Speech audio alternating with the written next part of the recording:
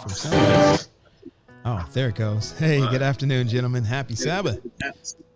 Happy Sabbath. It's good to see you. Happy Sabbath. Hey. I'm looking in the chat, man. We got Stephanie Scott back saying happy Sabbath from Huntsville. Let's get her where she needs to be. Who else do we have? Happy Sabbath from Jaquanda McMackey from West Palm Beach, Florida. Happy Sabbath, Jaquanda. Hey, Samantha Barkley from Nashville. Right up your way. There you go. Samantha, you're not from Nashville. You're from Orlando. You're from Mount Sinai. Stop playing. He's in Nashville. I need to go bless my new member. Oh, that's right. Yeah, there you go. He's here with me. But listen, we have I would be remiss if I did not say hello to my mother. There you go. Mom is twin in the beautiful house. island of Trinidad and Tobago. She was number one, the first comment we got today, because she's ready. She's locked and loaded and ready to go. Mom is always ready. So Mom, it's good to have you with us. Yeah. And I'll be honest with you, and my father is watching. My father will be watching also. Dad is in there today. Right. Becoming a family affair. That's right. Speaking of family affair, hey, look what I see. Cindy and the Lux. That's for Hyperluxo for y'all who don't know. Hey, listen, guys, before we go further. Is that the Lux for the sofa? What's that? Is that Lux is for the sofa? No, that's for the city that we live in. It's called Hyperluxo. So that's just... okay. Yeah. Got you. Hey, listen, Awesome. We are so excited to have each and every one of you joining us today. Thank you for stopping in. The PRT is becoming just a nice family. We see a lot of familiar faces every week, and we see some new ones. But listen, we want to expand the PRT family. So we need them to, what do we need them to do, Dr. Henry? Share. Share this feed, man. Share this feed. Just share it with all your friends. Just keep on doing it. Just listen. If you have some good news, you got to share it with somebody. That's and right. so we would definitely appreciate that you'll share it. And not only share, Pastor Paul, but we want them to subscribe, don't we? Oh, yeah. Subscribe to our channel. We to want the to YouTube subscribe channel, to it because to the YouTube channel, man, subscribe, share, and tell them to subscribe. That's what we want you to do today. Yeah, as a matter of fact, we're trying to hit that 1,000 member subscription thing on the YouTube channel. So I know there's most of you actually watch, more of you watch on Facebook than you do on YouTube. But if you just do us this favor for our Facebook crew, if you have not subscribed to the YouTube channel, help some brothers out. Go ahead and go over to the YouTube channel and subscribe.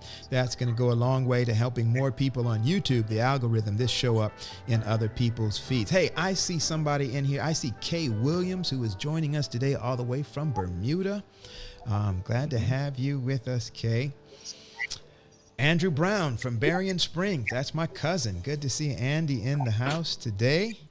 I see. We also have our guest that was with us on last week, Pastor Alcide. She's in the chat today. So we're so glad to have her with us. There she is, Latoya. Happy Sabbath. All right. Kay Williams from Bermuda. Oh, why? Kay Williams. Yeah. That was a whole big old, I didn't see all that. Yeah, okay. Oh, that's long. That's long. We've got Doreen, Priscilla with us. Listen, we are, again, so grateful to have each and every one of you. Hey, let's talk about last week right quick. Pastor Wade, talk to us, man. Last week, what's your takeaway? My takeaway was this, that there is still power in the gospel. Oh, my goodness. Wow. There is still power in the gospel. I think we approach the subject in such a way that we tend to feel that we have to do the changing or we have to force the change, but the power is in the gospel. And the gospel is not just good news. It's the Holy Ghost power that allows the change that happens in the individual if they want to change. Our job is to love them. That's what I got from last week. Oh, good stuff. So, Dr. Henry, there are some people watching today who have no clue what last week's show was even about. And so they give us some context for what Pastor Wade just said, man. Listen, last week we dealt with the LGBTQ plus community. plus. Right, and there are more letters, Yeah, right? yeah. We learned some But last week, what's so that's right. So we dealt with that community and the theological perspective. What's the church's theological perspective on the community? How do we interact with one another?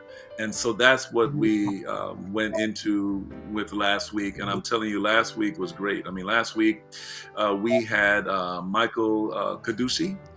He was here. Carducci. And he was here. He was giving us some information. He has a ministry, Coming Out Ministries. And they gave us some great information. In fact, I got some calls on this are watching, and they definitely appreciated the resources that he was giving us. And then we had the Pastor Latoya. Wow, she came out with passion, and she had some information that she was giving us as well. And so we had I think last week, to be honest with you, I think last week was a very, very good dialogue. And we were able to get different perspectives. I think saying the same thing, but there's different perspectives on the subject or different emphasis. And so, in fact, one person told me, he said, listen, I love last week's program. Yeah. And we need to have a well-rounded programs. We need to have well-rounded programs like that. So, that was last week. You need to go back. People need to go back and watch last week because it was really informative. And I agree with Pastor Wade. I mean, the power of the gospel. I think that was like the summary behind both presenters. Mm-hmm. There is power in the gospel of Jesus. Yeah, yeah. Well, I want to shout out before you share, Pastor Paul, Gene Heinrich, who you just put his comment up. He reached out to me on Messenger, and I was very blessed. He said he was blessed by the presentation. It helped him in his ministry, what he's dealing with there. And I saw that he's here today. And we're just so glad that the ministry, this series is doing such an impact, sharing with people some people that I heard from said they didn't know what to do or how to approach the subject. Yeah. But what we shared on last week helped them put in perspective, and they were able to, they knew they had a way forward and how they could move a ministry forward in that light. So I give God praise for what we enjoyed. Listen, and if you're just joining the Pastor's Roundtable, the PRT, the first time, we have been enormously blessed week after week with having just phenomenal guests. My takeaway from last week was, one of the takeaways rather, is that we've created a lot of hurt and a lot of pain in so many ways for so many people. And we've just got to do better at how we interact and how we relate with people and how we share this good news that the gospel can change and can transform. It was interesting. If you missed last week, I remember Mike saying, and Mike used to be in that lifestyle, and he was saying that the culture inside of the church that he was first introduced to or was first going to was so toxic that he found his safe place in a gay bar where he could finally sit down and say to somebody, "Happy Sabbath," without feeling condemned and without feeling that hit hard. And we just appreciate our guests so much. So that was last week, gentlemen. Let's move into this week because our time is getting away from us. So what's on the table today, gentlemen? What's on the table? We're still in this series, Theological Implications and Social Issues. What's the social issue that we're dealing with today? We are dealing with secular political engagement. The church and secular political engagement. That is the topic for this week. So wait a minute now. We know what's on the table, but can somebody tell me who's at the table this week? Oh, snap. Well, I know. Oh, wait, before we go there, I wanna say it's more than just secular, man. I don't know where this secular thing. I remember when we were preparing for this, we just going straight out politics up in this place. No, we're not. We're doing secular politics this week. Y'all got to pay attention to me. I want more than secular politics. No, because we talked next about week, this was a segue. This was a segue into next week's program. That's going to be on a different type of politics. Yeah. Pastor Paul, man, I got to get my referee whistle, man. Come on, man. You need to get your striped shirt. Get it on. I got to be in the middle. But Hey, tell us who's hey, at the table, man. hey. Who's at the table? Who's that? Listen, okay. So the who's at the table? We have none other, Dr. Benjamin Baker. Dr. Benjamin Baker is a phenomenal. This brother is just a brain. He is a resource in and of himself. When it comes to particularly Black SDA history, when he comes on, you're going to see underneath his name, he is the founder of blacksdahistory.org. If you have never been to that site, you want to check that out. But he is an author, 7 different books. He's taught all around the country, a guest speaker, very much sought after. And I can guarantee you, you're going to be blessed by hearing him talk on this subject today. And I'm excited to see particularly the Adventist historical perspective when it comes to our engagement on secular politics. Wow. We also have with us, I'm looking forward for that, but we also have with us a very good friend of mine who is in politics. Right. He's involved in politics. This is not a guy, a person who just read about it. He is Mr. Politics. Well, I shouldn't give him that title. But he has been involved in politics for his, from a community agitator perspective, if I could use that, and loves the Lord, I gave him an opportunity to preach at my church, and we became good friends when I was there up in the New York area. And so I am just excited to have Elder Derrik Green with us as politics and the church. All right, so I'm anxious to bring. Can I bring him on? Can we bring him on? Hey, bring him in. I don't want that track to play one more time. There we are. There we are, gentlemen. Welcome. We are excited and happy to have you with us today. We thank you for taking the time out of your schedule to join us here on the PRT today. We just lost Dr. Baker. I'm certain that he will be right back. There he goes.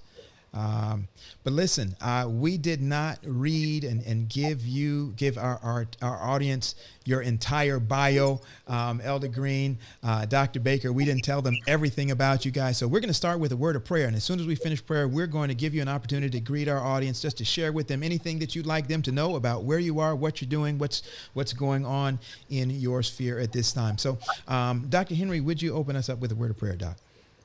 Let's pray. Lord, again, you've blessed us with this platform so we could talk about relevant issues. We ask, God, that you guide the conversation in Jesus' name. Amen. Amen. Amen. Amen. All right. Well, we'll start with Elder Green, Senior Advisor, Murphy for Governor 2021. Neither of you are preachers. We usually give our preachers about 39.7 seconds to greet everybody because we know how we do. But Brother Green, Derrik, it's good to see you, man. The time is yours. Just greet our audience, whatever you want to say, whoever you want to shout out, whatever you want to do. Time is yours. Thank you so much. It's great to be on the Pastor's Roundtable. I know 2 of you, and I've just gotten to know Dr. Dion as well. But Dr. Wade, thank you so much for giving me the opportunity to preach at Ephesus in 1994. Wow. I think it was the first time. And Anselm, Pastor Anselm, God bless you as well. We all went to school together, and it's great to be on here. And it's great to be on here with Dr. Baker, who is doing transformational work in our church in reference to our history. God bless you. Amen. All right. Dr. Baker, time is yours, sir. It is also my pleasure to be with all of you. I know you all, and I followed your ministry, and the privilege is all mine. As my caption says, I am the author and founder of blacksdahistory.org. I want to encourage everyone to visit the website, not only the website, but the YouTube channel. It's Black SDA History on YouTube. And I want to, as usual, make an appeal and say that we can't do history without you. So I really want to encourage you to send feedback on the website, send materials, send photos, send letters, manuscripts, because this is the stuff through which we do history. So we really want to encourage you to get involved. And thank you for your tremendous support in the past. Amen. Excellent. Good Excellent. stuff. Good Thank stuff. you. Wow, Thank this you. is going to be a good topic. Well, Pastor Paul, man, we got to get right into it. We have these two heavy hitters on, Mercy. and we really want to, learn today, like we do every other show. So, Pastor Paul, take us. Okay, let's get going. So, gentlemen, you have both been Adventists and around Adventists and Christian folk for a long time. I'm very curious to start us off today. When it comes to this topic of politics, what have you observed as being some of the attitudes that you see, the attitudes, the postures, the mindsets that the Adventist church currently exhibits towards participating in either national or local politics? And then as a follow-up to that, how does this compare, the Adventist reaction or the Adventist mindset towards this, how does this compare to other Christian groups that you see, such as Catholics or evangelicals? Let's start with Derrik, and then Ben, if you want to follow up with that. Well, I have a unique perspective because I work with, in my current role, I was senior advisor to Governor Murphy for diversity, faith, urban, and regional growth. So I had an opportunity to really organize the faith community. Seventh Adventist Church, I believe now has become much more engaged, and particularly here in New Jersey. Very engaged in politics, public policy, community outreach. It hasn't always been that way, though. I think that our teachings, particularly related to the second coming of Jesus Christ, that sort of the answers to the problems of our community don't really get involved in politics. Adventists do vote. But don't get involved too much in politics and the mixture of church and state. We're taught about the mixture of church and state. We're taught about the second coming of Jesus Christ, which is great, which is awesome news and what we all believe in. But sometimes what that does is that sort of gives us an excuse not to get involved in current issues.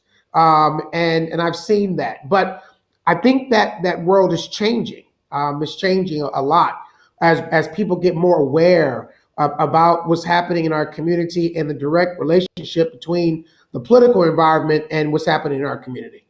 Oh, wow. Wow. Okay. Good stuff. Dr. Baker, what are you sensing? What are you hearing? What are you feeling? Well, if I can start by asking you all a question first, what is politics?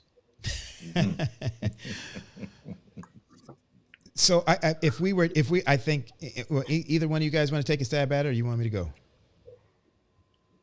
Wait, no, you Go ahead. can start. I mean, Because I was before you asked that question, Dr. Baker, I was saying I want to add that question in there because what is politics? Because we have heard at least growing up that we shouldn't get involved in politics.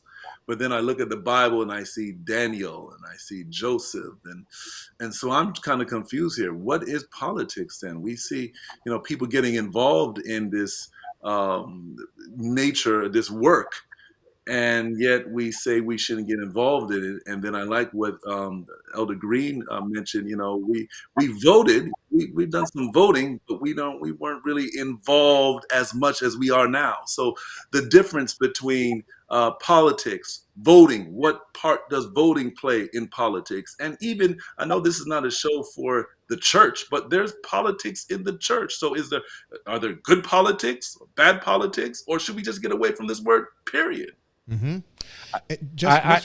I need to say that my understanding of politics was not as stringent as that, but it was involving, when you involve with people, you're involved with politics. So it's the interaction of people dealing with issues is considered politics. That's my basic ground floor definition of politics. What is politics? The interaction of people in issues. Yeah. If I were going to give one, that I would say that it is the process by which we establish policy. It is the process of establishing or developing policy that governs organizations, governs people, as Pastor Wade was saying. So that's without actually looking up and seeing what Webster and whoever else how defines that. That's just our kind of pedestrian answers to your question.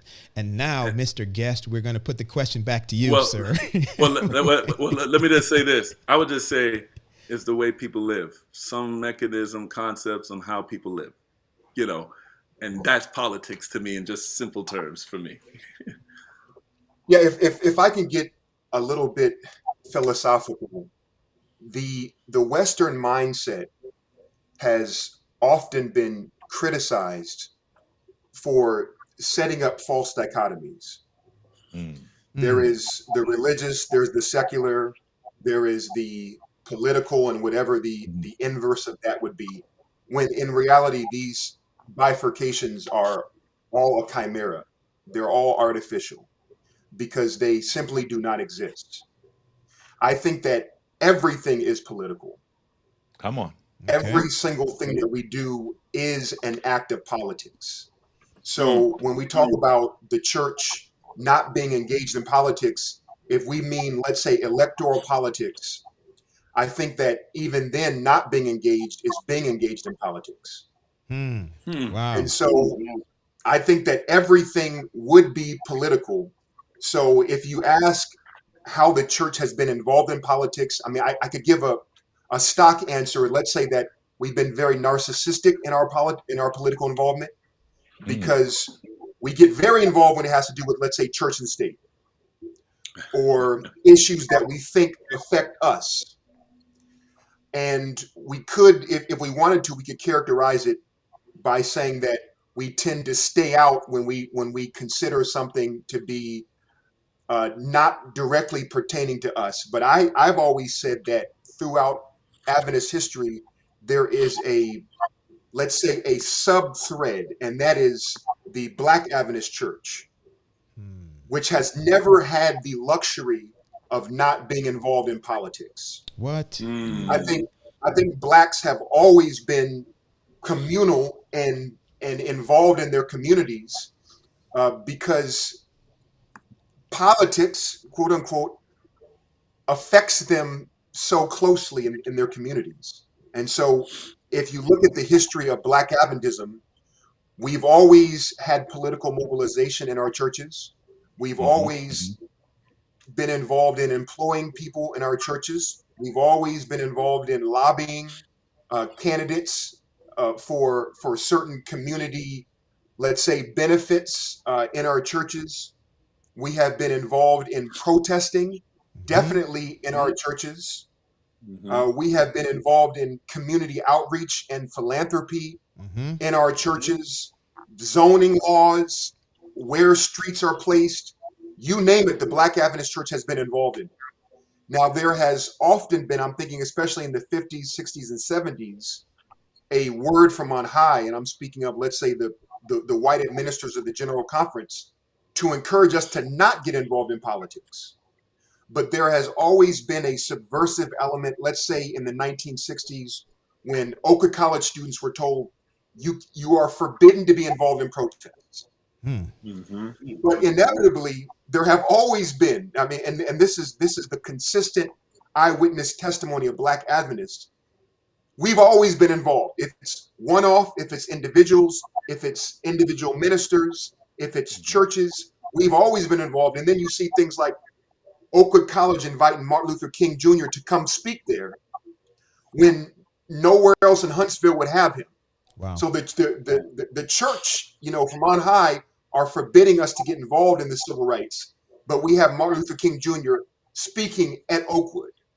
And so there's always been a very rich involvement. You just have to find it, and you just have to look for it. So the Black church has never had the luxury of not being involved in politics. Wow. So then in Adventism, then, as far as the first part of that question, it sounds like what we're saying is that the Adventist perspective has not been monolithic, and it's been fairly fickle. Well, sometimes we'll jump in and feel that it's okay, and other times we won't. Yes, and the Adventist perspective has been dominated, I think, by our fundamentalist and conservative turn. let's say Okay. in the 30s, 40s, and 50s. I'm saying 1930s, 40s, and 50s. The Arna Bontemps, the great poet who was once an Adventist, he taught at Harlem Academy. He went to Oakwood. He said it best, I think, when he said that Adventists started off right in terms of with race and with politics, but then there was a downward slide, and that downward slide came with organization, with the politics of respectability. So the politics of respectability says that now we are organized. We want political benefits from the government. We want to be acknowledged. We want Victorian respectability. And from there, we stopped speaking out. We divested ourselves of our radical stance. And you can trace how it went downhill, because with the rise of conservatism and fundamentalism, listen to this. The civil rights movement of the 1950s and 60s was equated with leftism and communism and Marxism, Oh, that sounds familiar. as it still is. As it still is. So they said, check out this new good book called Jesus and John Wayne, Yes. and it's on a history of the fundamentalists. Nothing is new here. So as that association became, it's like, okay, well, this is radical, this is Marxist, so stay away from this. So our history, I think, has basically been a decline, if you will, into respectability. We were acknowledged by the evangelical Christians. We said we're now a part. So it's this shedding, this continual shedding of all radicalism, to where now, we're respectable, we're acknowledged by the government, and so our political voice is almost totally stymied. Wow. So then let's tackle, if we can, the second part of that question, which was how does Adventist engagement and involvement in what we understand as secular politics, how does that compare to the involvement that we see from other faith groups within Christianity, such as Catholics and evangelicals? Well, I would say, sorry, Elder Green, please. No, go ahead, Doc Baker. Okay, I would say that we need to define some terms here. If we're talking, let's say, Pastor Wade, if we're talking Trinidad and Tobago, if we're talking Jamaica, look at Jamaica right now. The top two politicians are Adventists. Yep. Right? The Prime Minister and Lieutenant Governor, is that correct? Patrick Allen and Andrew right. Holness? That's correct. Let's not talk about Africa. Let's not talk about other Caribbean islands. We are very much directly involved in electoral politics. Good. Even in America, we can go there if you want to talk about people like Barry Black and Ben Carson. And so we can't go off old narratives. Okay. So, I think that we need to define exactly what we're talking about, because I think our brothers and sisters in the African diaspora, in the Caribbean and Central America, South America, Africa, we don't have a problem in getting involved in electoral politics there. Great. Okay. So we may need to define a little bit. Let me also add about the other, comparing with other churches. We are lacking. In our involvement today here in America, as far as the response to issues related to the community, and the SDA response, the organizational structure around that, in comparison to, say, the AME, African Methodist Episcopal Church, Catholic Church. The AME Church, for example, their history is based on protest. Their foundation is based on protest. It's based on revolution. The Catholic Church has been involved in politics for centuries, and they hold a very powerful stick, and they are well organized. AME Church is well organized as well. It's organized very similar to the Adventist Church. The issue is that the Adventist Church has really a number of heads. You have the General Conference, which is very Eurocentric. and you have the regional conferences, which are supposed to be the black conferences. The black conferences came out of a struggle, came out of a revolution, and in my view, is not as active and organized around issues pertaining to very important issues of our day. For example, when it comes to political power within governmental structures, there are very few. There are very few elected officials. There are very few governors, senators, council people, mayors that are going to think of the Seventh Adventist Church as a powerful political bloc. They just don't, because and I'm not talking about sort of a philosophical. I'm talking about a real life. I see it every day. If I were not in government and exposing elected officials to the Seventh Adventist Church, they would not know who the church was. Um, I know churches that are in cities that leaders have never been to, and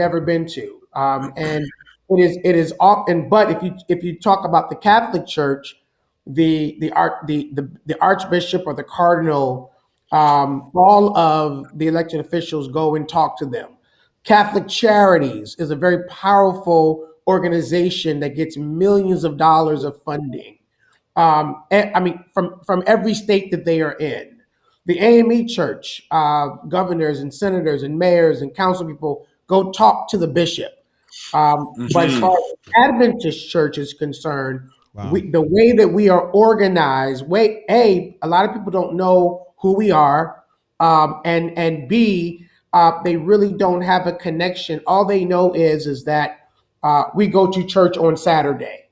And in my view, that is because we are not engaged in what I believe from a community organizing standpoint, that we're not engaged in what we're supposed to be doing.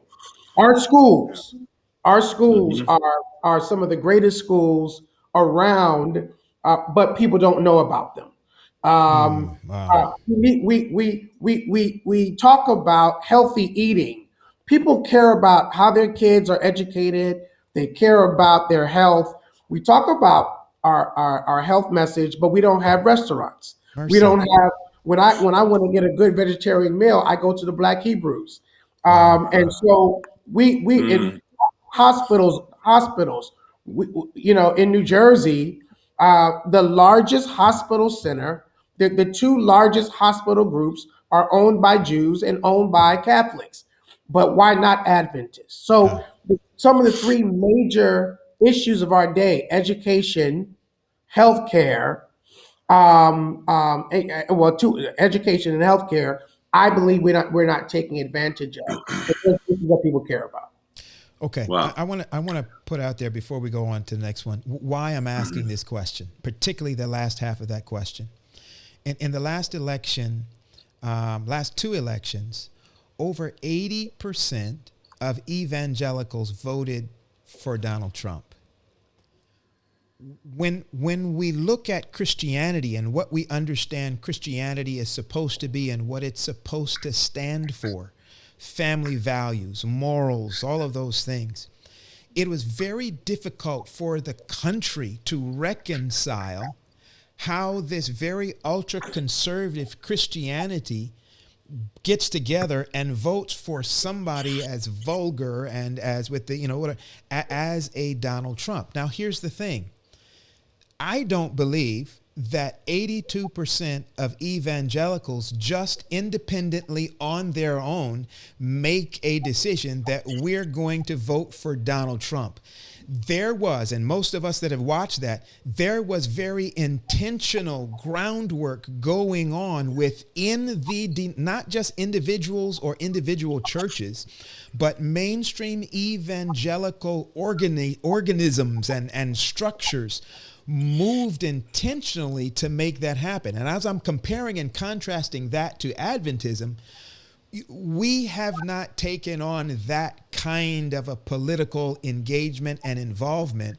And yet, when we look at the results of what other, not just the results, but the results and the intentions by which these other Christian groups engage in the political, Ah, yeah, ah, yes, yeah. Anselm, you are spot on. And let me just say this: there's something called race identity politics. uh-huh, Okay, it's race identity politics, and because you have to wonder, a man, if I had um 5 children by 4 different women, and I had done the things that Donald Trump did, and conservative, if I had been accused of groping and touching women, there's no way I would be elected president of the United States. There's no way, because they would automatically discount me. However, when you have race identity politics, and Hmm. race identity politics is something that the Republican Party are experts at. They use code words where back in the day they could come out outright and say certain things. But what we Hmm. learned, it was called the Southern Strategy under Richard Nixon, called the Southern Strategy. And instead of talking about black people specifically, you talk to white people and you change the word to taxes. You say Mm. you change the word to Let me crime, see. Come right? on. That means busing. that you're talking to a white base. I'm going to tell you something. We just experienced this 3 days ago in New Jersey, Mm, in the governor's race. yeah. We just experienced the guy who I work for, Governor Murphy in New Jersey, narrowly won, and they're gonna challenge it, but we narrowly won because of race identity politics. Now, what happened was the Republicans thought that they were going to be able to get away with that race identity politics using code words, talking taxes and crime instead of talking about black people outright. They use these code words, but we organize people of faith. We organize Mm. because we organize people of faith around what we call the Progressive Coalition, led by black people, right? Mhm. We organize the AME Church, we organize the Adventist Church, we organize the Baptist Church. And when we can fight that, because when they organize around race identity politics, we can also organize around issues that poor white people care about, that black people care about, that women, that the LGBTQ community care about. And we can have a progressive agenda and fight race identity politics, which is real. Wow. Wow. Wow. Wow. Listen, man, I think we just, it seems like we're jumping right in this thing, and we have a lot of questions left, man. Left.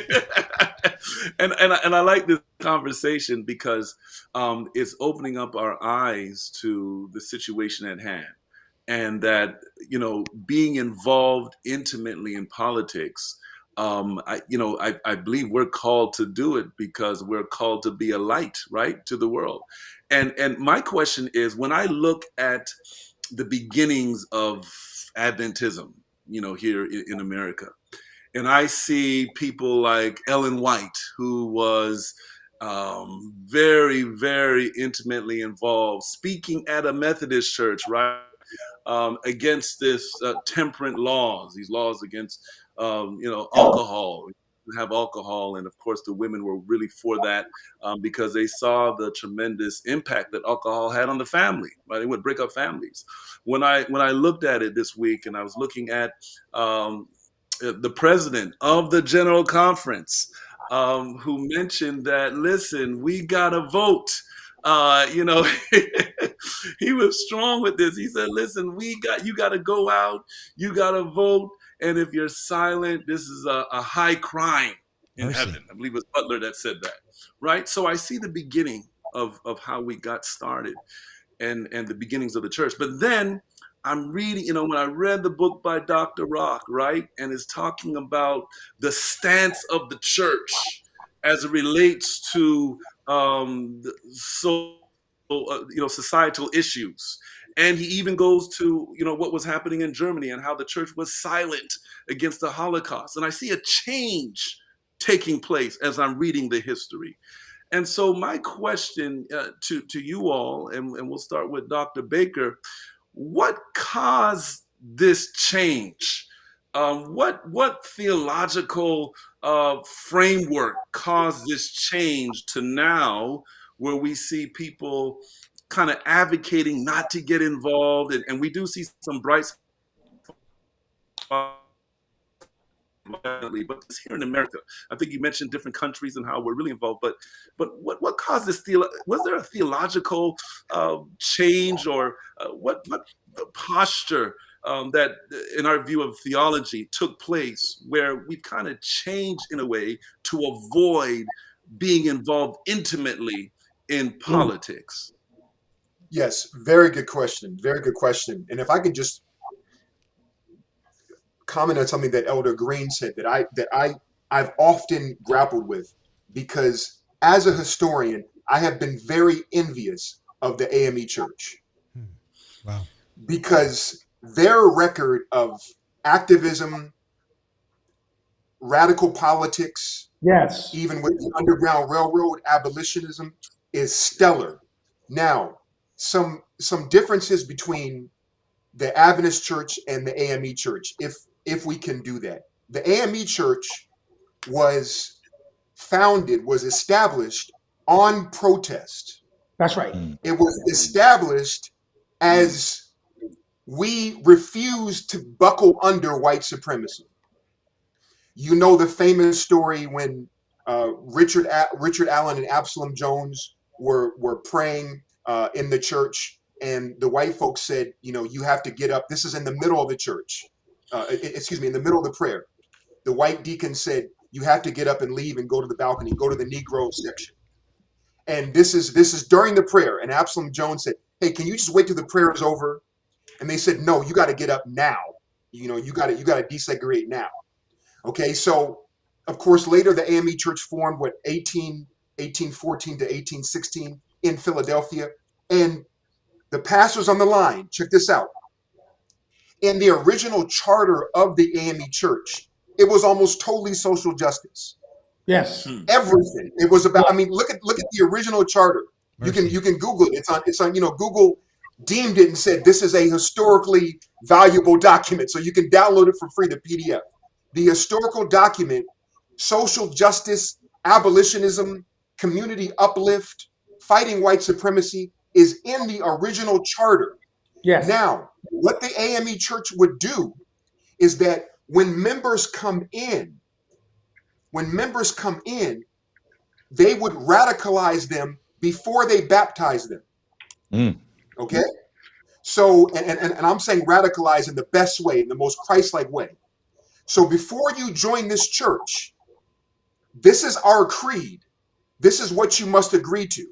And it was full of, let's say, Joel's language, Amos's language, Isaiah's language in the Old Testament, of letting righteousness flow down like a stream. So it was steeped in social justice. So you understand that this is a part of your Christianity. So to join this church, you must abide by this creed and live by these principles. And so I think that very founding in a protest against white supremacy, and from the very start, they said, this is our charter, in our DNA, in our placenta by which we were birthed, is political activism. I think that's something that we could have never had, because as the young people say, we just weren't built that way. Okay, we were born a little different. We weren't. Now, let me give the Adventist analog. Okay, let me give the Adventist analog. Adventists arose, and I have to give a shout out to my brother Kevin Burton, who's doing his dissertation on Millerism and abolitionism. amazing, amazing stuff. But Adventists were essentially birthed in the come outer movement. And we all know the come outer movement because it's Revelation 14:8, Revelation 18, what is it for? Come out of her, my people.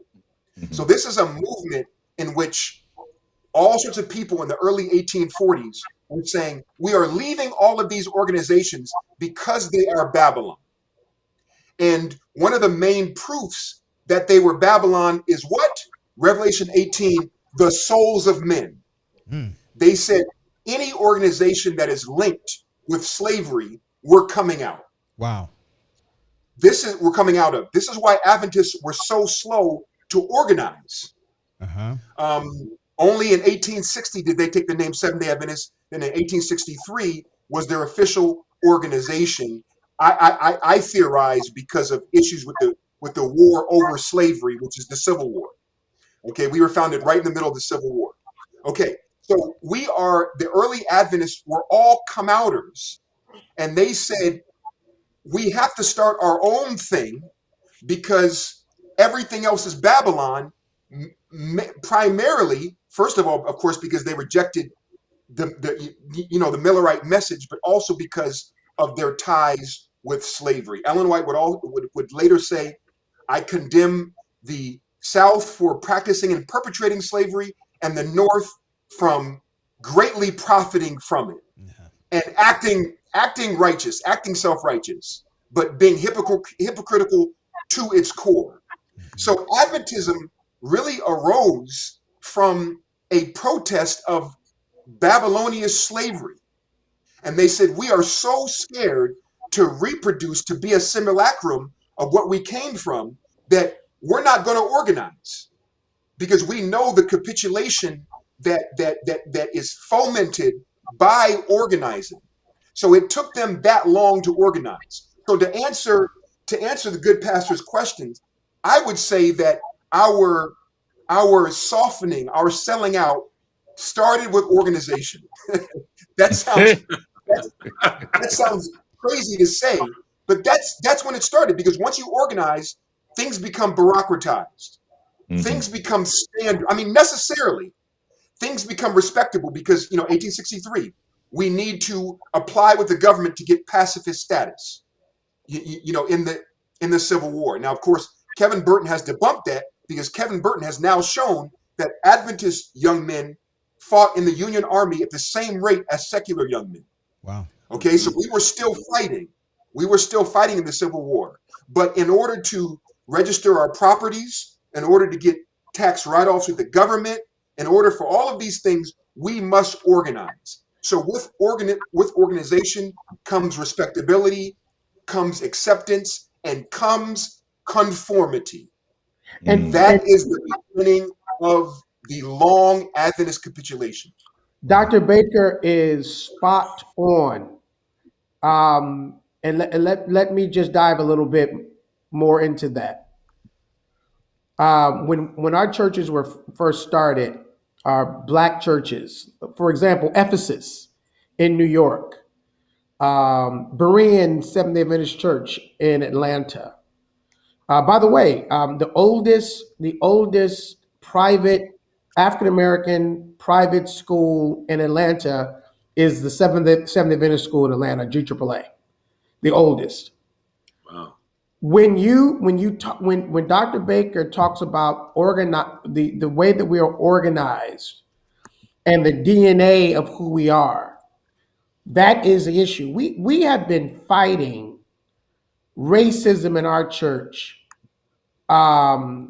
since the very beginning, which is why our regional conferences began. Our regional conferences began because people like W.W. Fordham could not eat in the same cafeteria in the general conference as his white count. This happened within our church. We then became organized. The regional conferences were organized as the AME Church was organized as a protest. And what happened was, in that organizing, there's a control mechanism and it's called money. My. It's called money. And so when you have a structure, when you have structures that are not built around social justice, but rather structures that are built around upward Yes. mobility. Wow.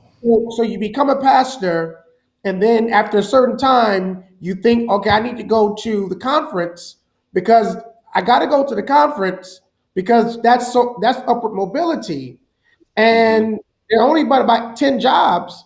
So you got a lot of people kind of politicking to get to those jobs. I'm sorry, Dr. Wade. I'm sorry. I apologize.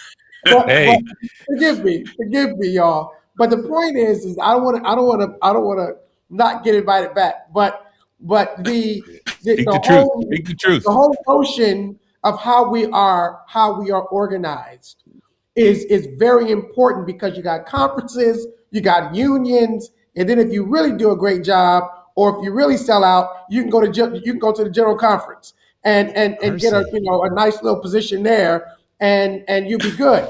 Rather, rather, what how we should, our DNA, and I strongly believe that as the remnant church, if we're not busy addressing the needs of our people, and I'm just talking about getting them baptized.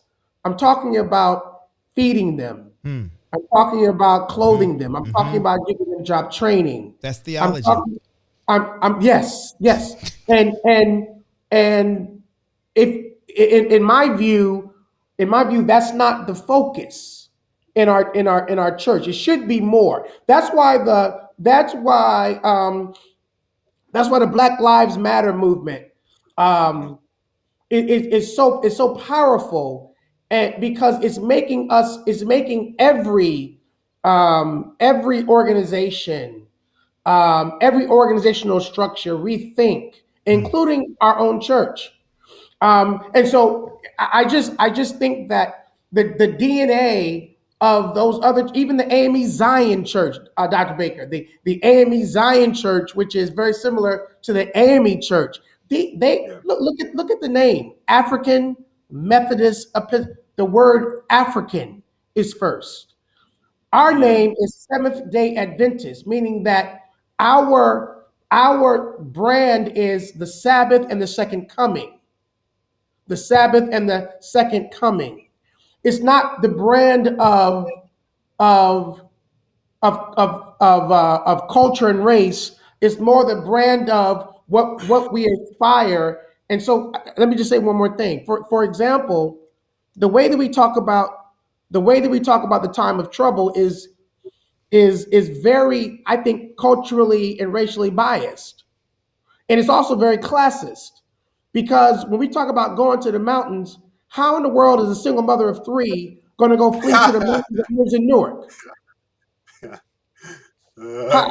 If she lives in Newark, or if she lives in Newark and she has three children, how is she going to flee to the mountains? And so we sometimes use our message as an excuse not to be involved in our politics and in our policies. Now, Wow. real Wow. quick, if I can push back a little bit on Dr. Green. And by the way, Dr. Green, I've been talking to some Adventists now who say that they have a hard time implementing Ellen White's counsel to move to the country because of the racism there. Wow. So I mean, Yep. that's like another I've piece heard of, that. and I mean that's Yeah. actually a real thing. Yep. Hey, Okay, I mean, Dr. Baker, My. that's not a small thing. I went to West Virginia. I went to West Virginia 2 years ago looking for some land, because I said, well, maybe this is a good spot to go to during that time, right? And then I went to West Virginia and I saw who was there. I said, I'll take my chances in the city. I'll take my chances in the hood. I'll Okay. take the Let, time of trouble in the hood. All right. Look, now, now, we now, gotta let do a me listen. let me We're gonna take listen, guys. this break. We're Can gonna I just say reset something this real right quick? quick. Before we Listen. reset, I'm hearing what's there. I see what's ahead, but I gotta ask this question. Can't ask no questions right now. We got to do this reset, Roger. We got to do it. We're gonna save the questions. We're gonna do this. Listen, we're gonna be right back, Dr. Baker. I want you to sit tight, hold that. We're not gonna leave it, but we're gonna be right back because we've got to do this. Listen, if you are just joining us, we are right on a little cliffhanger right now, and there's people that you know that need to be here right now to catch what Pastor Wade wants to ask, that need to catch what Dr. Baker is getting ready to share, and you need to invite them. This is your last chance. We got about 30 minutes left, and so we want you to take this opportunity to share this stream right now. I was very intentional about cutting Pastor Wade off and cutting Dr. Baker off because I need you to go and get somebody right now. Tag somebody, share this on your page, share it on your stream, because this is awesome stuff, and we got good stuff we want to share. Dr. Henry? Pastor Paul. Yeah. So man, this thing is so good. And my question, I'm a acquiesce to Pastor Wade, but my question wasn't. I still got a question on my question, because if early Adventism in the DNA was against the voting, then when we became a denomination, I see in history that I'm reading there's an article here that says the majority of Adventists, there were some that were against it, but the majority of Adventists were involved in the political part of the country. Yeah. Look, Ellen White, the Methodist Church. I'm looking at George Butler, who made this proclamation about voting, that you got to do it. I'm seeing the first official stance on voting in the early beginning of the church. I got a question on the question, Pastor Paul. Yeah, Pastor Wade, I got a question on the question. You got to ask him. Is this descriptive or is it prescriptive? That's going to be a good, because I know we got folk in the chat who are angry at us, mad at us right now, because they sound like they're going to say, well, they're promoting being involved in the Babylonian political system. I know where some of our folk are. Pastor Wade? If this was the script for today, you just tear it up. It's ripped up, man. It's ripped up. Because I'm about to ask a question that we need to really. What they just said there just blew my mind on something that's happening. But I tell you, this is. Listen, we need their help. Let me change the subject here. I need your help, viewers. Yeah. We here at Pastor Roundtables need your help. I need you to help us with just gifting to us, seeding into our ministry, so that we can do some things for the movement of the ministry.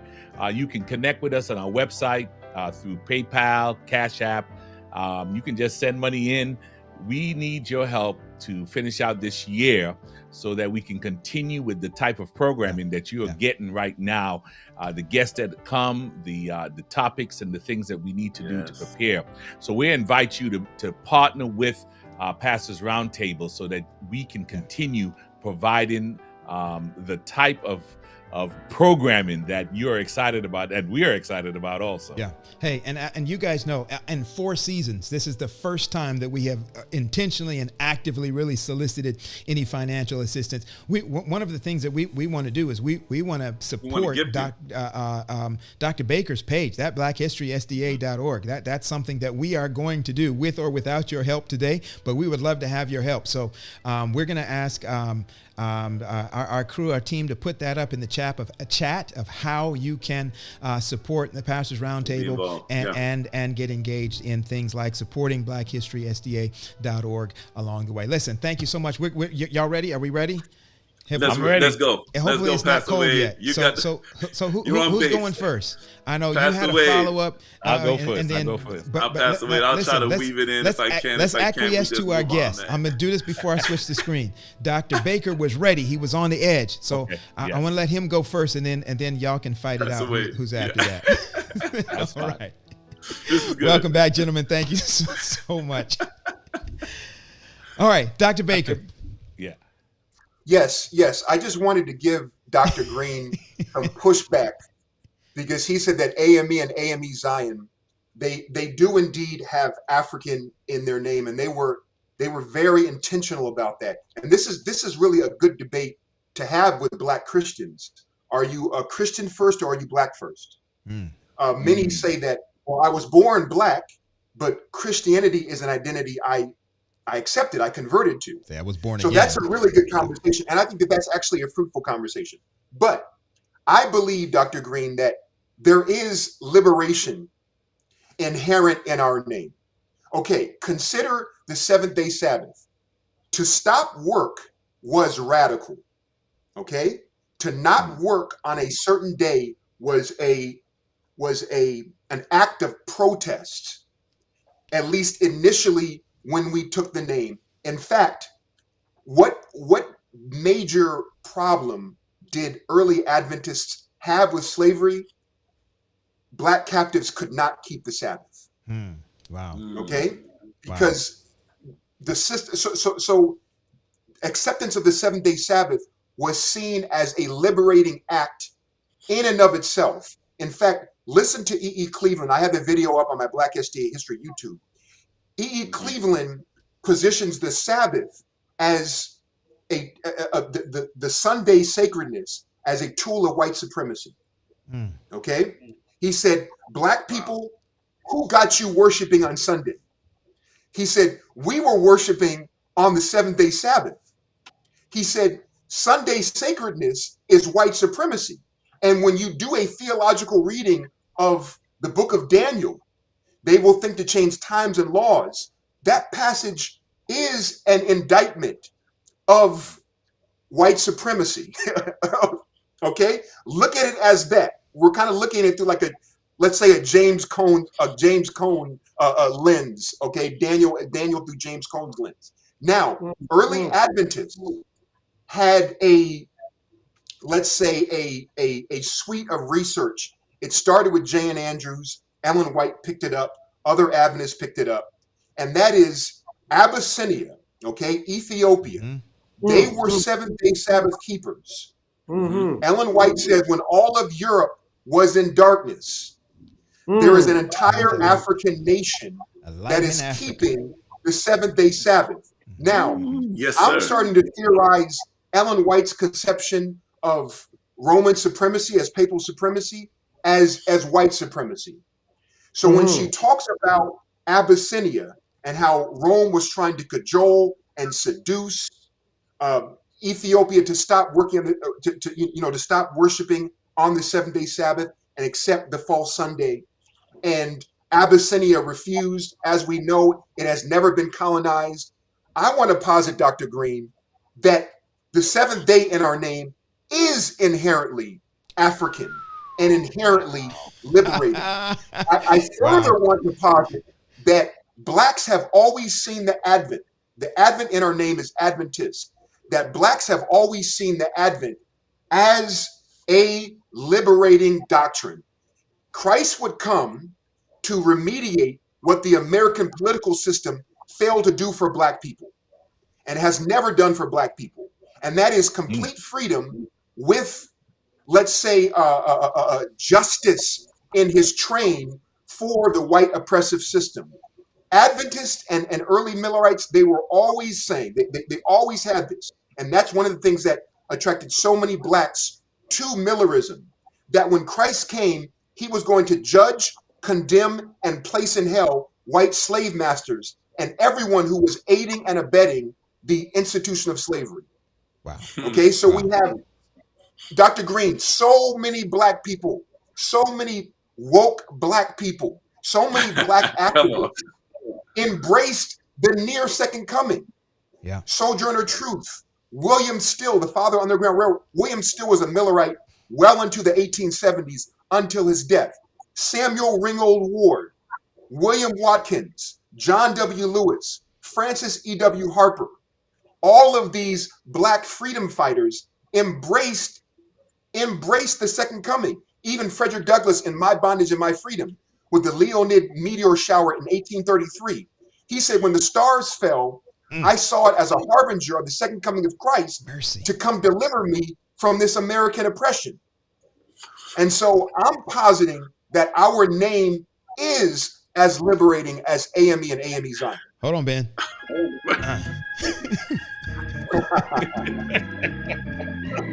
My Lord, my Mercy. No, Oh, that my is goodness.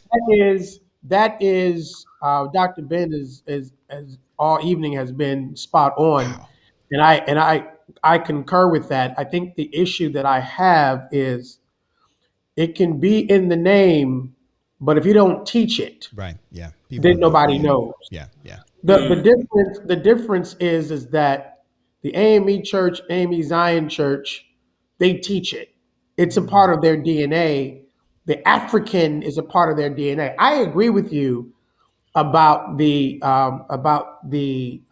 Sabbath being liberating. I also don't want to forget. I also don't want to forget about the third of the Africans that were brought to America were Muslim, and I don't want to forget about our Muslim brothers and sisters as well, who I work very closely with. But the liberating doctrine of our church, in my view, has been replaced by the corporate doctrine of our church, which is one of the reasons why our church does not want to ordain women. Because if you ordain, the AME Church has had women bishops for years. Bishop Vashti McKenzie, who's a mentor of mine, and others as well. One of the reasons is because Dr. Ben, you talked earlier about the structure. It is the corporate structure of our church that has replaced in my view, the prophetic structure, the liberating structure of our church. When Ephesus was founded in the early 1900s, at the turn of the century, and they addressed issues of housing and education. When at the same time, the Niagara movement was formed during that time to address the great migration from the south to the north. And these are the issues that exist today. When I wake up every day and go into the governor's office, I address issues dealing with housing and and and and and the racial disparities in healthcare, the racial disparities in public education, and all those things. And in my view, I would like to see the church the Seventh Day Adventist Church more engaged. Um, I bring up Pine Forge, the Allegheny East Conference, with this beautiful sprawling 300 acres that they own. And I bring up the fact that they have all the acreage, they have dormitories. Well, why don't we do programs in the summer where we bring kids? By the way, they can make money off of it as well. Where they bring kids to those camps and expose them to the beauty and to the rich history and culture of an underground railroad location. Wow. Uh, Yeah. Wow. instead, Wow. instead, we build an $8 million new conference office building with long conference tables, but then we say Jesus Christ is coming soon. That's not a liberating culture. That's a corporate culture. I love this show. Wow. Dr. Green, Wow. Dr. Listen, Green, as Mhm. real quick. I think that Ellen White never could have been a visionary in God. the. She never could have been a prophet in the organized church. She Hmm. could only be a prophet before organization happened. Mm. Hmm. ouch. Wow. Or she would have got sent Wow. to Australia. Oh wait, let me stop. Let me. That was the organized. That was in the organized church. Well, didn't she get sent to Australia because they did not like the things that she was saying? And then when she went to Australia, she saw what the colonizers were doing to the Aboriginal people, and she spoke out against it there. So wherever that message is, wherever you are, speak Come truth on. to power and speak about justice. Yeah, she got sent to Australia right about the same time she was speaking up for paying black pastors the same as white pastors. That's right about the time that she got sent Wow. to Australia. Wow. Wow. Mercy. So gentlemen, you were sharing about the way that the church was shaped and formed in terms of the protest and the connection to what was happening in the community. Whereas today, I just came through ministry where there are those today who are thinking we don't need a black conference or a white conference. We don't need all this segregation going on. Yet still, based on what I heard today, there seems to be a need for not the segregation piece, but the what we stand for in the segregation piece, in the segregated piece of our organization. What would you say to those young, and it's the young ones that haven't gone through the struggle, that have not understood the struggle, that are crying for the fact that we do not need black conferences, or we don't need this separation? What would you, from a historical and even a political sense, what would you say to those folks today? I I would mean, I would say that I would say that, and you pastors are really on the ground, sort of the ground level. I don't think that young people these days are sold on organization at all. Just any organization. I mean, if Jesus doesn't come for 50 years, will will this generation of young people be tithe payers? Will they be interested in their local conferences, unions, divisions? I don't. I'm not saying that. I mean, they're spiritual, not religious.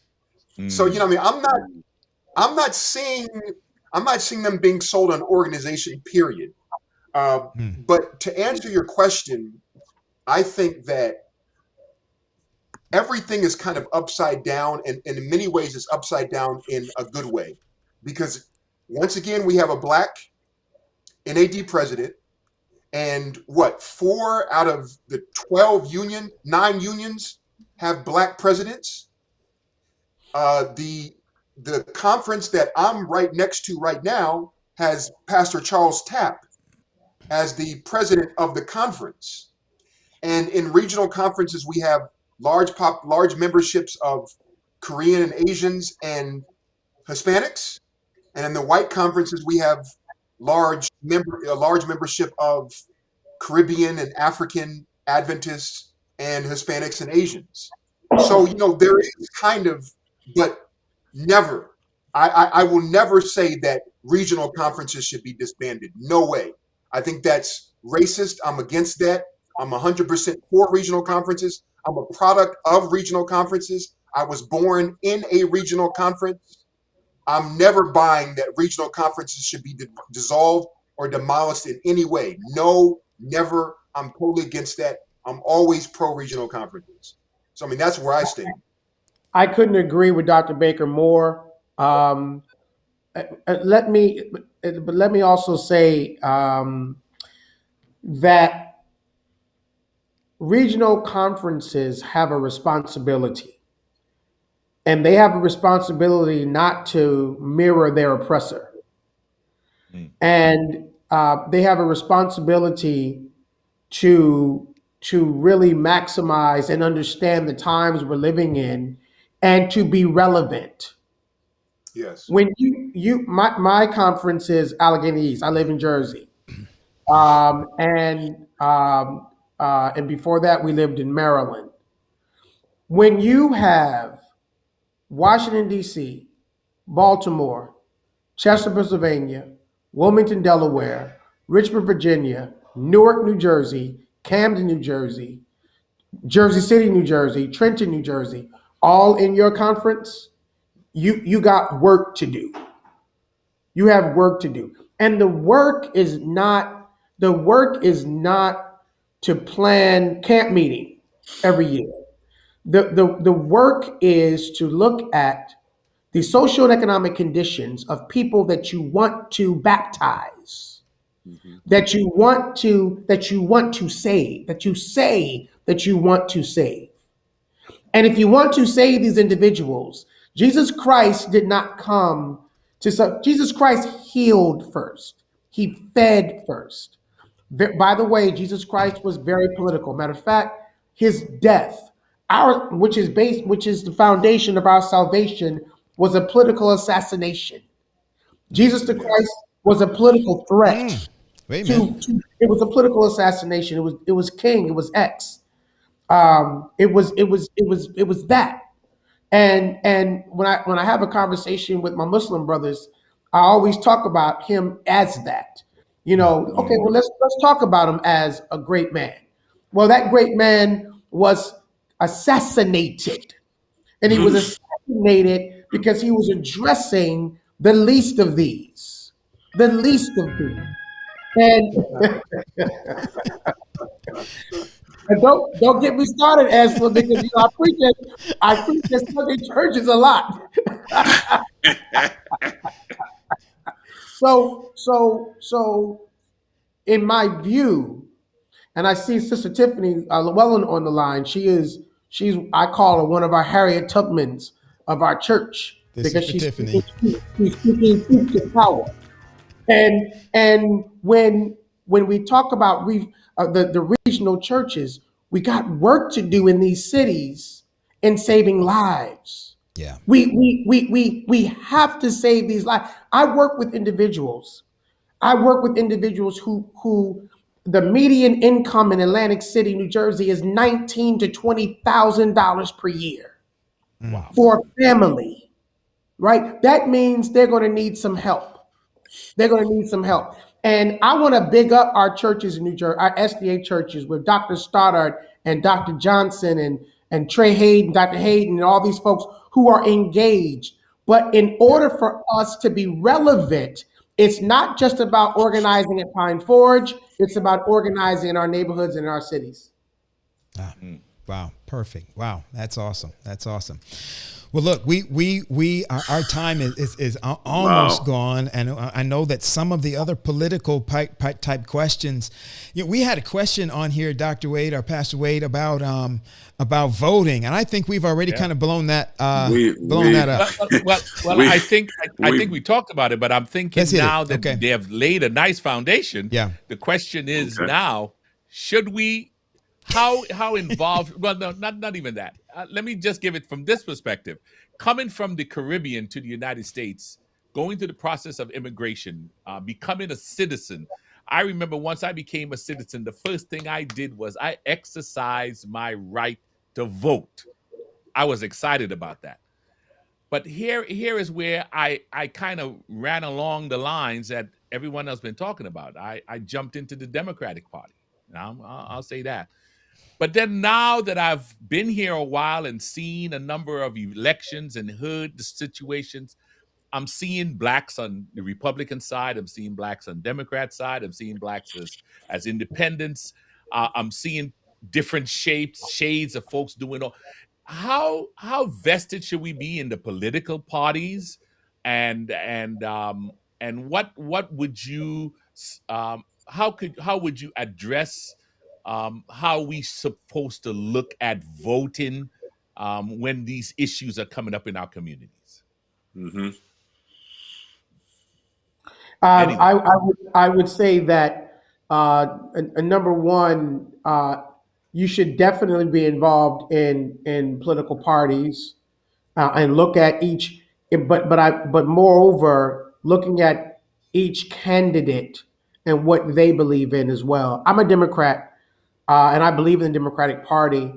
A lot of my friends that I grew up with, that I went to boarding school with, it's very interesting about race identity politics. Most of my white friends that I went to Georgia Cumberland Academy with are all Republican, and they are not only Republican, but they are like the Donald Trump Republicans, which are different than the regular Republicans. I call them Trump-plumpicans. That's what I call them, Trump-plumpicans.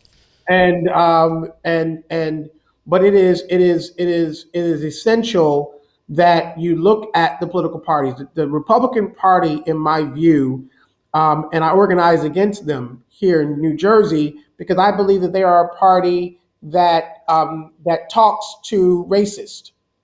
And they are a party that talks to racists. I always say that I don't really care if you think you're a racist, but what bothers me if the racists think you're a racist, and if the racists think you're a racist and they identify with you, then you can say you like me all day long, but you're voting for people who would destroy my community. So I do think that people should look at, not all Republicans are bad, and not at all, but I think you should look at each candidate that's running, but moreover, get engaged. right? Get engaged. Churches need to get engaged.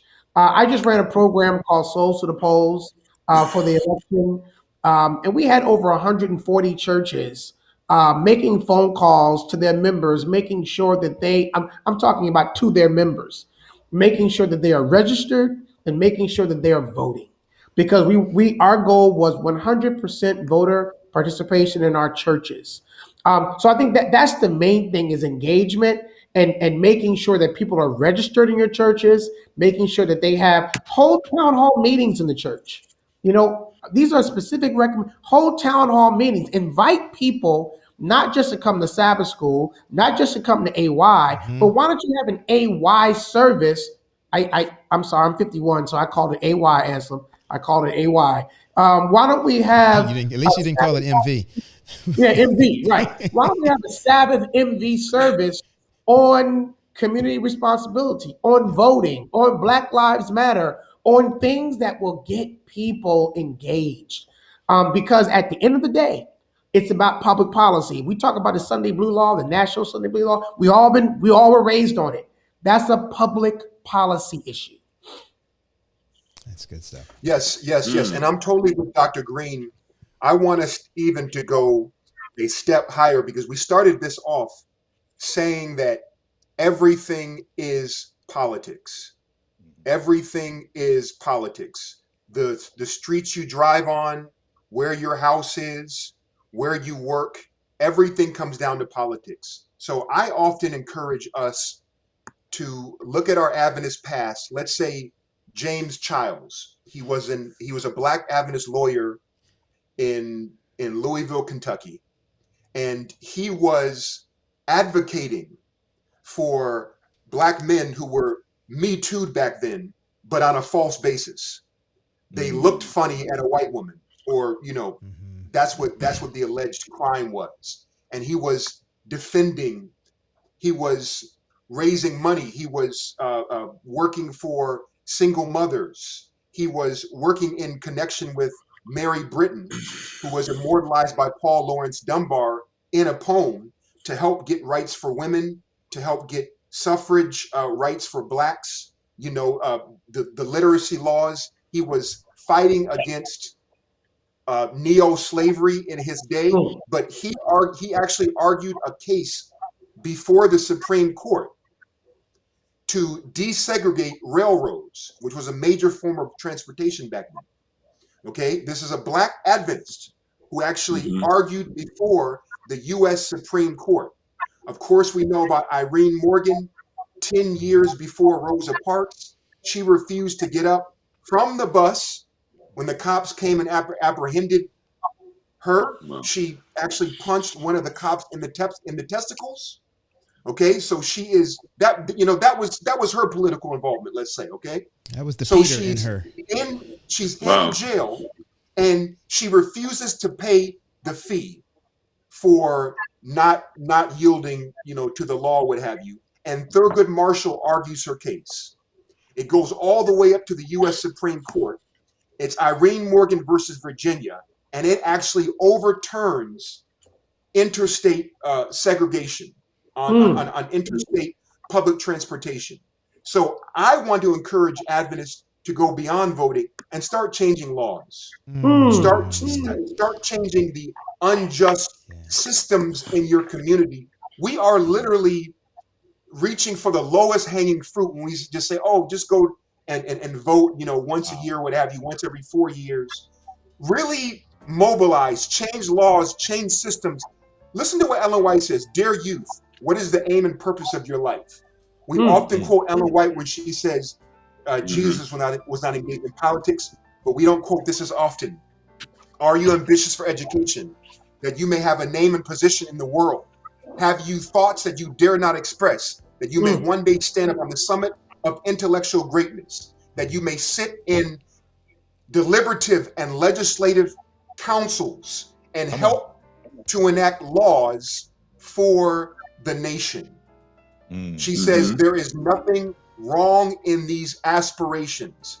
There is nothing wrong in these aspirations. So all of you Adventists who think that we shouldn't be involved in politics, what do you say to that? What do you say to that? She says, you may, every one of you, make your mark. You should be content with no mean attainments. Aim high and spare no pains to reach the standard. Wow. That's what Amen. Ellen White says. Wow. Amen. Amen. Amen. Amen. Wow. Amen. This show is, every show that we get on, we say there needs to be a part 2, right? And that's been all in the chat today. And I tell you, this show has been engaging. Man, I wish we had more time because I really want to get into your follow-up. this theological framework. I'm not going to get into the question now, but this theological framework that we have and what, I know you said the DNA, from our DNA, this is how we came up. But there seems to be some type of light when we go to 1882 and 1873 on some of the statements. In fact, even 1865 on what one article says the first official statement of the General Conference on voting, right? So it seems to be a slight change, but then now we're back over here. So I would love. Oh man, the Lord but I must want to have read given me this an to you, opportunity. and Oh no, I he think you all didn't. are spot on.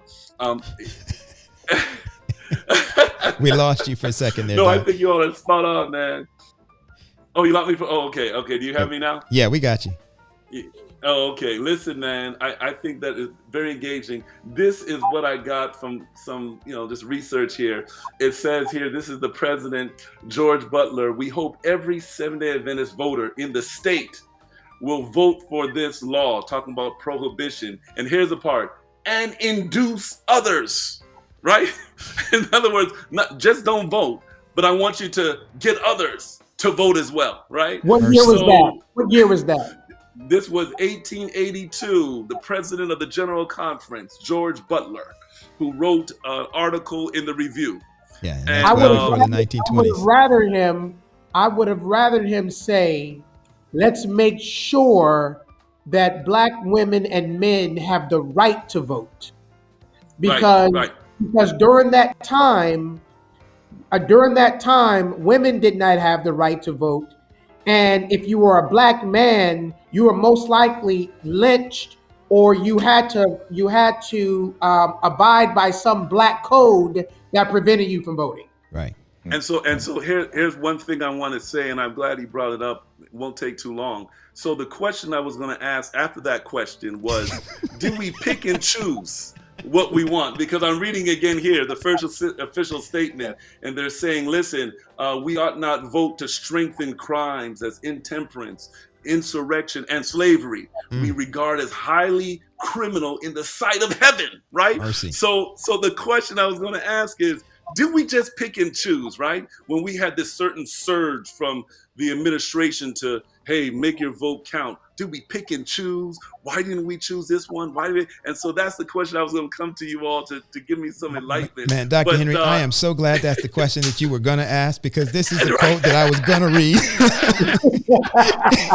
And it follows up just on what Dr. Baker was talking about. This is from Temperance, page 253. And I know he's very familiar with it, but she says this: there is a cause for the moral paralysis upon society.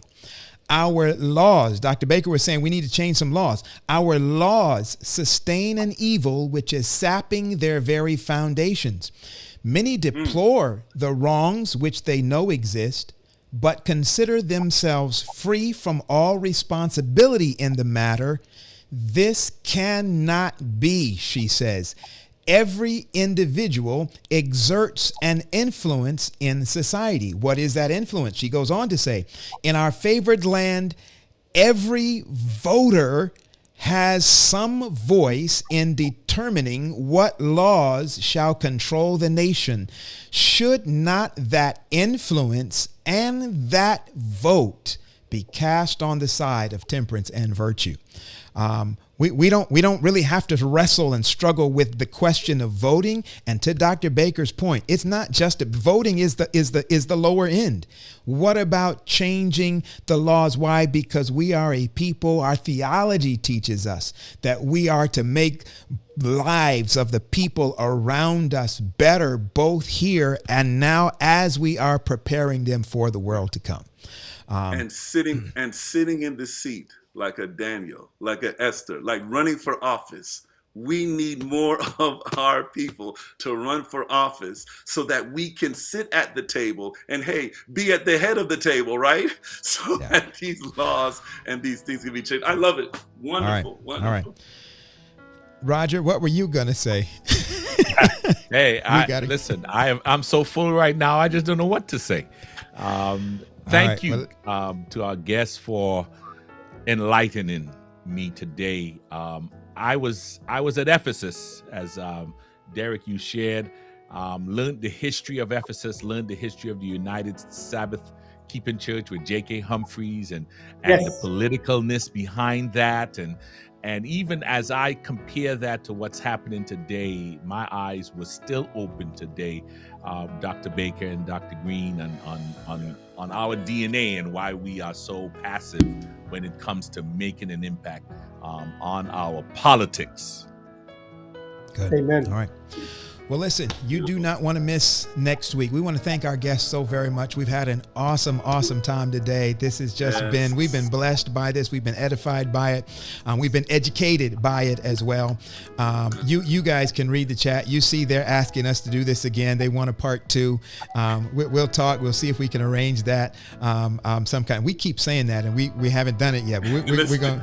We got to make it happen. We got to build it in there, Pastor Paul. We just got to build part 2 into every I feel like we episode, take people to a point and then just drop them, and then we go on to the next one. So we got to work on that. Our viewers are saying the next season is just seasons of part 2. That's what we're going to do, part 2.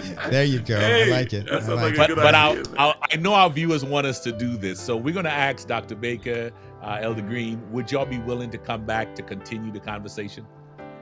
Yeah. Absolutely. Yeah, okay. Always ask them in front of everybody where it sounds bad for them to say no.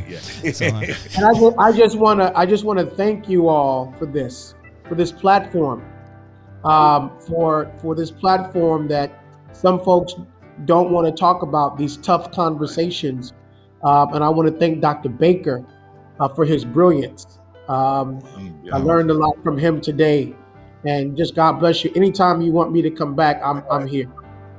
Awesome. Likewise. Awesome. Good stuff. It's on you, Doc Wade. Oh, it says post the website. Again, wait a minute. Post the website for Dr. Baker. So I don't know if we could post that website. I'm really interested in it, man. I enjoyed the show so much. This was great. I love it. So if we could post that website, Dr. Baker? blacksthehistory.org. Blacks the History. Or Black SDA History. You could say it either way. Blacks the History. BlackSDAHistory.org or BlacksTheHistory.org. And also the YouTube channel. Okay. So we'll post that in the chat. Go ahead. Go ahead, Derrik. I would love to use this platform to talk about really using the Pine Forge Underground Railroad location as a location for us to build, to renovate, and to use it as a place where we can study our history. Right.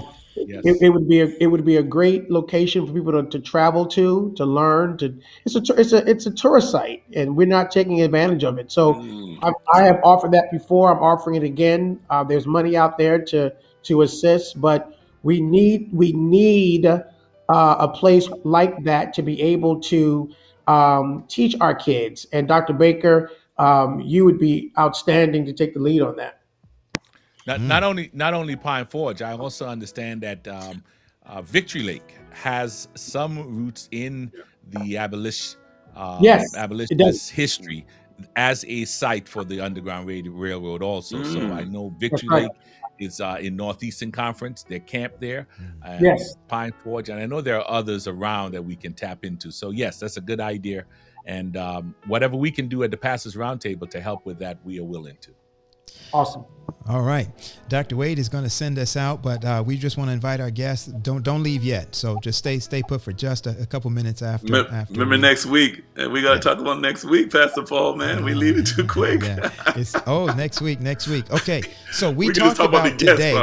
This is where this is going to get interesting, even more interesting, because this was phenomenal today.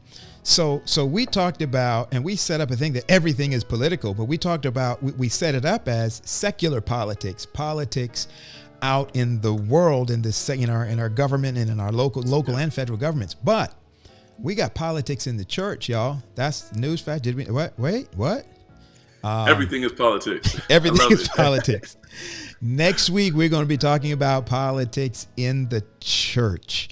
Some folk are upset they don't want to vote at the national election, but every 2 years we're going to sit in church and we're going to vote. And there's a quote Ellen White says, and we hear this a lot, that if you vote for people, vote for individuals, then you become partakers of the sins or guilty of the sins they commit while they are in office. That's a real thing. That's a real quote. We can't rewrite it. She says that. But what about when you vote for that Sabbath school superintendent when you're in church business meeting? What about in constituency meeting when you vote for that youth director, that conference president, that treasurer who steals some money? Do you not vote because of that? We're going to get into some of that discussion on next week. I'm excited about it because it brings it even a little bit closer to home to where a lot of us are, because some of you have disconnected already from the wider society, which you should not be, but you have. But that's a little bit closer to home. So we're going to dig into that on next week. Are we telling them who our guest is? No, we want to surprise them. Okay, that means we don't know yet. We do. We We're do. gonna pull up on Yeah, that. we do. We do. All right. Pass away. I got a question for you, Pass away. Come on, man. It's What time are we 5:54. starting next week? What time are we starting next week? Right. Oh. Well, yes. As you know, on tomorrow, What time are we going to start? our clocks are falling back because of daylight savings time. So next week, we're going to begin 1 hour earlier at 3 p.m. Eastern, 2 p.m. Central. Tell your pastor to preach for 15 minutes so you can get home. To approximate for the change in times for other afternoon programs. We are sensitive to that. So Pastors Roundtable will begin at 3 p.m. Eastern, 2 p.m. Central. And y'all pray for Dr. Henry that he doesn't preach for an hour and a half next week so he can be on time. Bless the Lord. Hey, Listen, thank you again for joining us. Thank you for our viewers. Thank you for our guests who were here. We want you to know we're excited for Pastors Roundtable, where we aim to, we thank you for helping us to keep ministry relevant, Resourced, and real. God bless.